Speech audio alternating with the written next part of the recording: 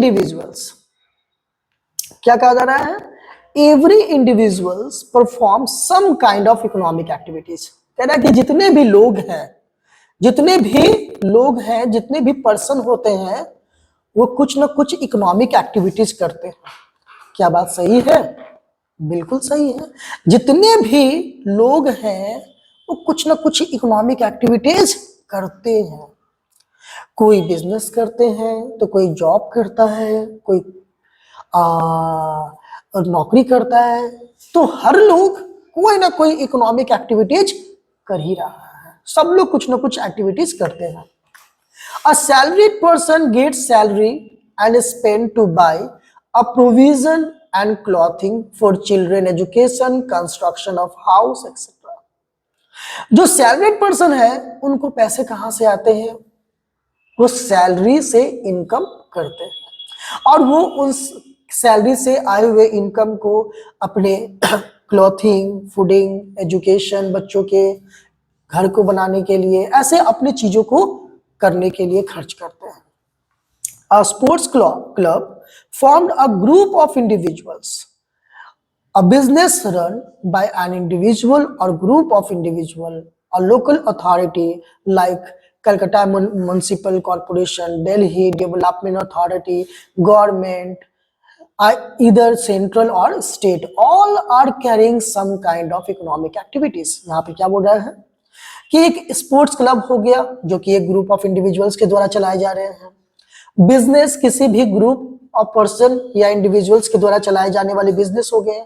कोई local authority हो गया जैसे Calcutta municipal corporation, Delhi development authority, governments हो गए इधर सेंट्रल और स्टेट, चाहे वो सेंट्रल गवर्नमेंट हो या स्टेट गवर्नमेंट हो, are carrying some kind of economic activities. वो सब भी कुछ ना कुछ इकोनॉमिक एक्टिविटीज कर रहे हैं।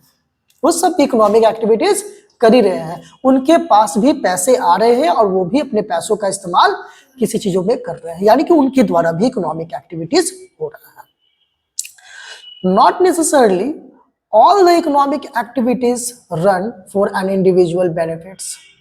ये जरूरी नहीं है कि जितने भी इकोनॉमिक एक्टिविटीज किए जा रहे हैं इन सब के द्वारा वो सब अपने इंडिविजुअल, अपने व्यक्तिगत फायदे के लिए हो, ऐसा जरूरी नहीं है। सच इकोनॉमिक एक्टिविटीज में क्रिएट सोशल बेनिफिट। कुछ ऐसे इकोनॉमिक एक्टिविटीज हैं जो कि सोशल बेनिफिट के लिए, समाज की भलाई के लिए भी किए जा रहे हैं। Benefit for public at large, समाज के लिए, सोसाइटी के लिए, फायदे के लिए, उनके समाज कल्याण के लिए किए जा रहे हैं। Anyway such economic activities perform through the transaction and events. उसी तरीके से जितने भी इकोनॉमिक एक्टिविटीज की हम लोग बात कर रहे हैं, सारी इकोनॉमिक एक्टिविटीज कैसे होता है? तो through the transactions and event. कैसे? तो through the transactions and event. अब क्वेश्चन आता है कि सर यहाँ पे दो वर्ड्स आ गए, ट्रांजैक्शंस और इवेंट। अब हम लोग सबसे पहले इसको समझेंगे कि ट्रांजैक्शन का मतलब क्या हो गया, इवेंट का मतलब क्या हो गया। तो कहा जा रहा है कि transaction is used to mean a business perform of an act, an agreement, while event is used to mean a happening as a consequence of transaction. Transaction क्या है? तो कह रहा है कि transaction is used to mean a business performance of an act, यानी कि business जो एक्टिविटीज करता है वो सारे ट्रांजैक्शन के हैं। जो भी एग्रीमेंट करता है, जो भी लेन देन करता है, जो भी खरीद बिक्री करता है, वो सब क्या है? वो सब सारे ट्रांजैक्शन है। While event is a mean of happening of consequence of transaction, a result।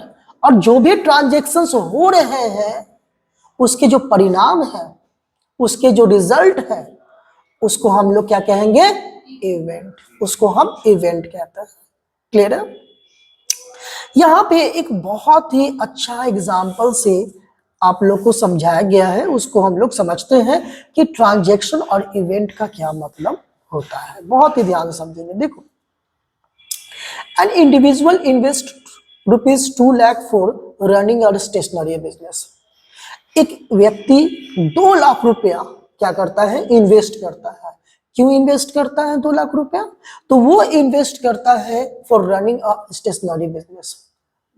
एक स्टेशनरी बिजनेस को रन करने के लिए, चलाने के लिए।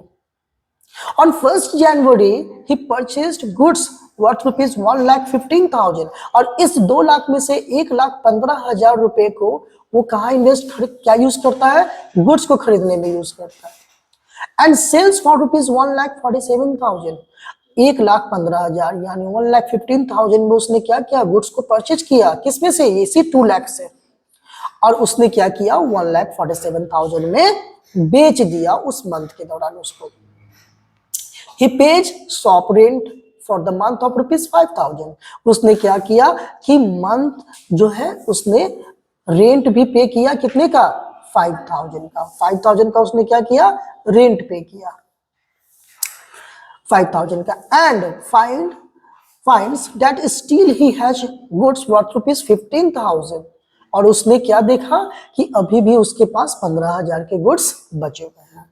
ठीक है, फिर से हम लोग इसको देखते हैं। सबसे पहले हमने ये समझा कि एक इंडिविजुअल जो है वो 2 लाख रुपए के क्या कर रहा है? 2 लाख रुपए का इन्वेस्टमेंट कर रहा है। 2 लाख का उसने बिजनेस स्टार्ट किया इन्वेस्ट करके, जिसमें से 1,15,000 का इस्तेमाल उसने गुड्स को परचेज करने में किया और उसी गुड्स को जनवरी में 1,47,000 में बेच दिया। ठीक है, 1,15,000 में परचेज किया और 1,47,000 में बेच दिया। He pays shop rent for rupees 5,000, 5,000 का उसने रेंट भी पे किया और इसके बाद उसने पाया कि उसके पास 15,000 का गुड्स अभी भी बचा हुआ है। The individual performs an economic activities। यहाँ जो इंडिविजुअल है, जिस व्यक्ति की बात हो रही है, वो व्यक्ति क्या कर रहा है? वो एक इकोनॉमिक एक्टिविटीज कर रहा है। He carries on a few transaction, उसने कुछ ट्रांजेक्शन किए and encounters some events, और कुछ इवेंट्स भी उसके हुए हैं। It is not logical that he will want to know the result of this activity। अब ये कहने की बात है क्या?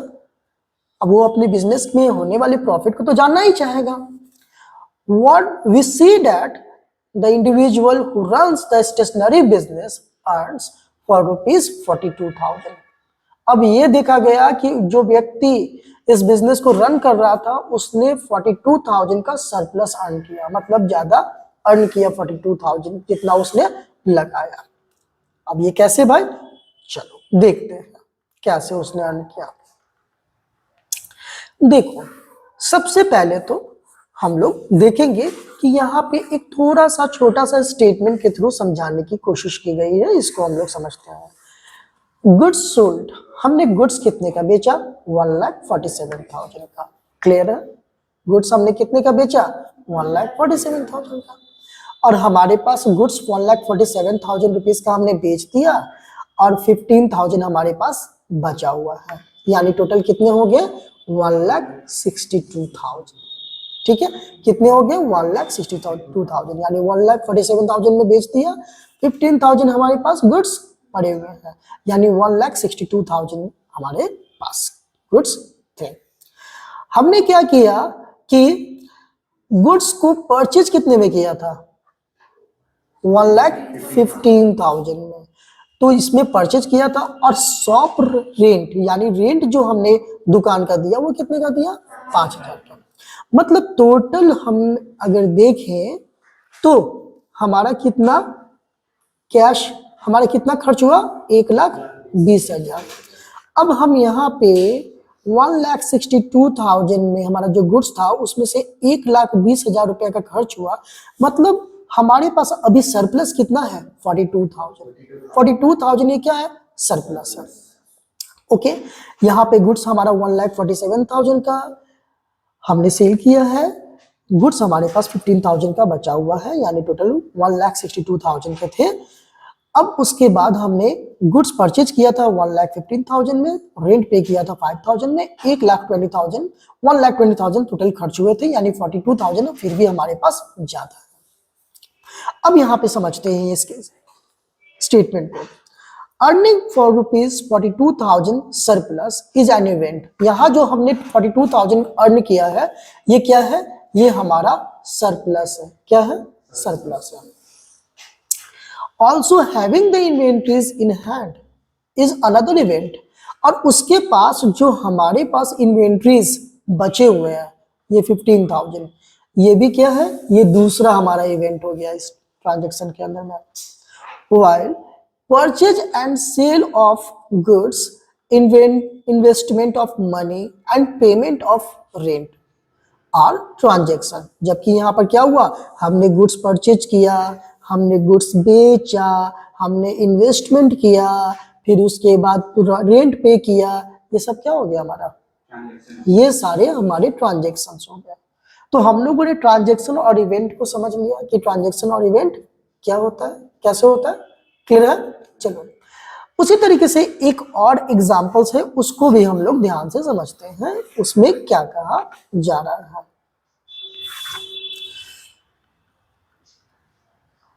देखिए नेक्स्ट है, similarly a municipal corporation got government grant ₹5 lakh. एक म्युनिसिपल कॉर्पोरेशन है जो कि 500 लाख जो है ग्रांट मिलता है, अनुदान मिलता है उसे, क्यों मिलता है, for adult education, adult education के लिए लोगों, स्टूडेंट्स को, बच्चों को एडल्ट एजुकेशन देने के लिए गवर्नमेंट ने क्या किया, 500 लाख का ग्रांट दिया शिक्षा देने के लिए। It spent ₹250 lakhs for purchasing the literacy kit. अब उन लोग को एजुकेट करने के लिए कुछ किट्स की जरूरत थी, जिसके लिए उसने खर्च किए 250 lakhs, ठीक है, उसके लिए खर्च किए 250 lakhs 500 में से, और and paid 200 lakhs for the tutor, और 200 lakhs क्या किया, ट्यूटर्स को पे किया। अब तुम लोग ये मत समझना कि ट्यूटर इतना लेता है पैसा, यहाँ पे क्या कहा जा रहा है कि पूरे स्टेट में जितने भी होंगे, हर जगह पे जहां जहां पर दिया गया उन सब जो चीजों के लिए किट्स इतना भेजा गया, और बहुत सारे टीचर्स को भेजा गया, तो सबकी जो खर्च होती है वो मिला के क्या हो गया, 200 lakhs ट्यूटर पे खर्च कर दिया। फिर भी बैलेंस कितना बच गया, 50 lakhs, ठीक है, अब 50 lakhs बैलेंस बच गया। अब हम यहां देखेंगे क्या कह रहा है कि there are also a transaction and event. अब इसमें क्या है, these are also transaction and event, इसमें भी ट्रांजेक्शन और इवेंट है। कैसे भाई, तो देखो, the central government raised money through the taxes, ठीक है। अब यहाँ पे सेंट्रल गवर्नमेंट को जो पैसे आए हैं, सबसे पहले तो वो टैक्सेस से आए हैं, ठीक है, तो वो ट्रांजेक्शन है। यहां पे क्या हुआ कि 500 lakhs जो कॉर्पोरेशन को मिला 500 lakhs, वो क्या था, ट्रांजैक्शन। उसने 250 lakhs खर्च किए लिटरेसी किट पे, ट्रांजैक्शंस। उसने 200 lakhs क्या कर दिए, पेड कर दिया ट्यूटर्स को, ट्रांजैक्शंस। और 50 lakhs रुपीज बच गए, इवेंट, ठीक है, क्लियर है। तो ये क्या था, ये हमने ट्रांजैक्शन और इवेंट को समझा। आगे कहता है कि similarly the central government raised money through the taxes, paid salary to the employees and spent on the various development activities. whenever the receipt of the government are more than the expenses, it has surplus, but if the expenses are more than it runs in deficit. Here, rising money through the various sources can be termed as transaction, and surplus or deficit at the end of the accounting year can be termed as event.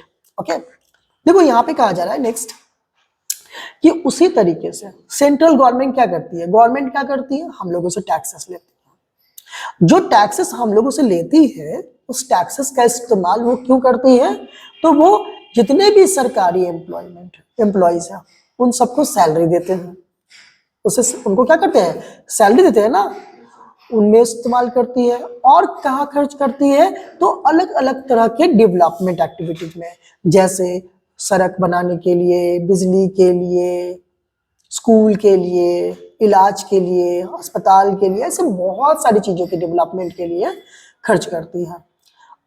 जब कभी भी अगर government के receipts जो है, उनका जो हमारे द्वारा पे किया गया टैक्स का जो टोटल अमाउंट है, वो अगर उनके एक्सपेंस से ज्यादा हो जाता है, मतलब जितना हमने टैक्स दिया वो ज्यादा है जितना उसने खर्च किया उससे, तो ये क्या कहलाएगा?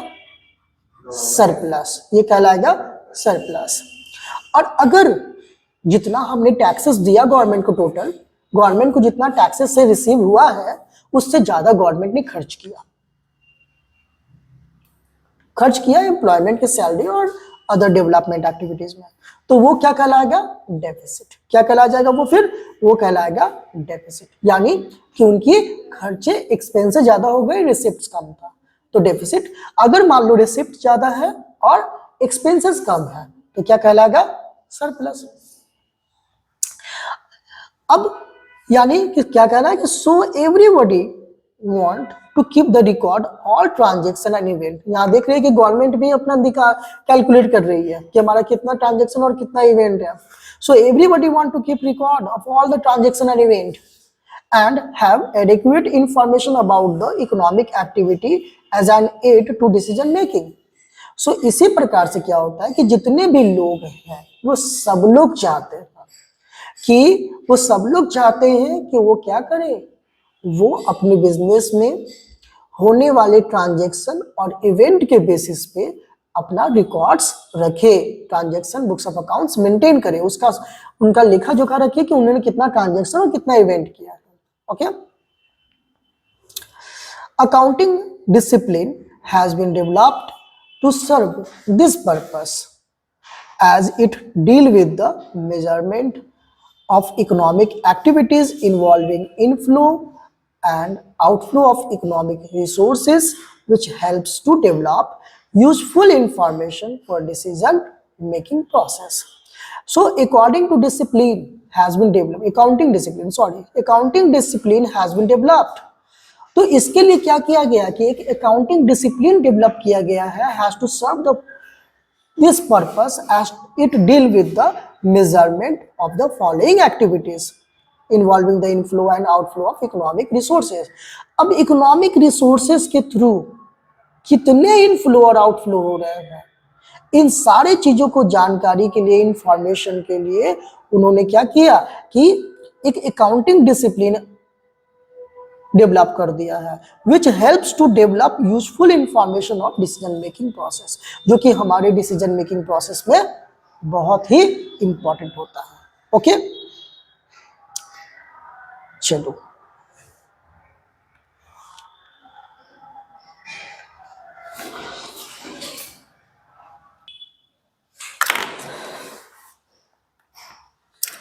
ओके, सो आगे क्या कहा जा रहा है उसको हम लोग समझते हैं।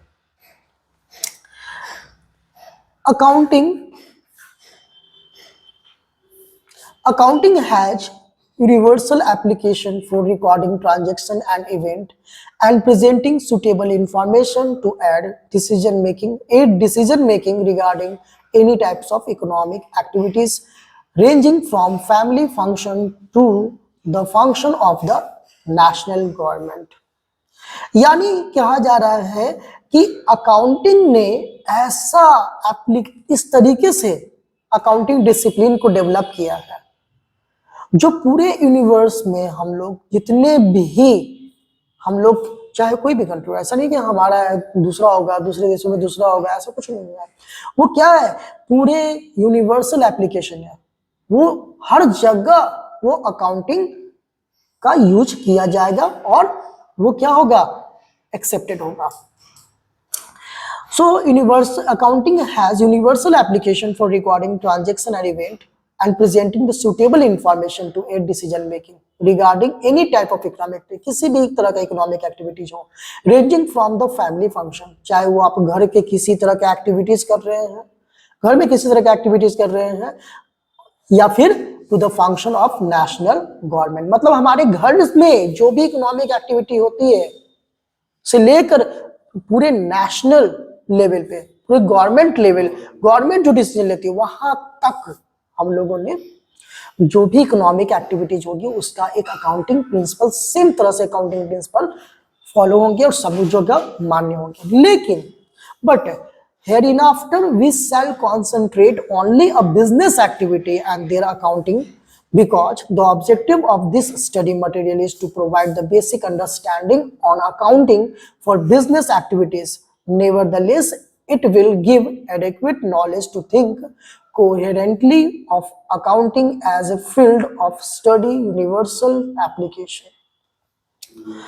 यहां पर क्या बोला जा रहा है कि ठीक है, ये जो अकाउंटिंग इंफॉर्मेशन है from the family function to the national level तक होता है, नेशनल गवर्नमेंट तक होता है, बट हमारा उद्देश्य क्या है? हमारा उद्देश्य है बिजनेस के अकाउंटिंग ट्रांजैक्शंस को समझना। हमारा उद्देश्य क्या है? इस स्टडी मटेरियल का उद्देश्य क्या है पढ़ने का? कि बिजनेस एक्टिविटीज को समझना। सो हम लोग किसके ऊपर कॉन्सेंट्रेट करेंगे? हम लोग कॉन्सेंट्रेट करेंगे बिजनेस एक्टिविटीज को समझने के लिए, क्योंकि फैमिली फंक्शन से हमारा अकाउंट थोड़ी मेंटेन करना है, हमें किसके लिए करना है? हम लोग को बिजनेस के लिए करना है। ठीक है। The growth of accounting discipline is closely associated with the development of the business world. Thus, to understand the accounting as a field of study for universal application, हम जो भी अकाउंटिंग डिसिप्लिन डेवलप किए गए हैं वो जितने भी universe हैं, जितने भी हैं, सब जगह एप्लीकेबल होता है। It is best identified with the regarding of business transaction and communication of the financial information about the business enterprise to facilitate decision making. The aim of the accounting to meet the information need of the rational and sound decision makers, and thus called is the language of business। हमारे द्वारा हम जो भी accounting use किया जा रहा है, जो भी अकाउंटिंग के द्वारा हम लोग बुक्स ऑफ अकाउंट्स मेंटेन कर रहे हैं, जो हम अकाउंट्स मेंटेन कर रहे हैं, अकाउंटिंग के अंदर में जो हम लोग बुक्स ऑफ अकाउंट्स मेंटेन कर रहे हैं, हमारे द्वारा एप्लीकेबल है। ठीक है। इस अकाउंट्स का रूल्स दूसरी कंट्रीज में थोड़ी ऐसा है कि चेंज हो जाएगा, हमारे यहाँ ऐसा होता नहीं, ये सारी जगह पे एप्लीकेबल है। ठीक है। ये क्या है? सारी जगह पे एप्लीकेबल है। जब सारे जगहों पे ये पूरी तरह से एप्लीकेबल है, ये मान्य है, इसको पहचाना जा सकता है, इस बेसिस पे डिसीजन लिए जा सकते हैं, तो इसी बेसिस पे हम कह सकते हैं कि it is a language of business. आप किसी चीज को जाके बताओगे, आपको नहीं समझेगा, आप बुक्स ऑफ अकाउंट्स दिखाओगे, समझ जाएगा। मतलब क्या है कि एक लैंग्वेज है ना, तो ये लैंग्वेज हुआ किसका? ये बिजनेस का लैंग्वेज हुआ, इसीलिए हम इसको क्या कहेंगे? अकाउंट को लैंग्वेज ऑफ बिजनेस। ठीक है। चलिए, ये हमारा इंट्रोडक्शन पार्ट हो गया। इसके बाद हम लोग मीनिंग ऑफ अकाउंटिंग और इसके साथ और भी बहुत सारी चीजें हैं जो हम लोग नेक्स्ट क्लास में करेंगे। ठीक है। और यहाँ तक किसी को कोई डाउट है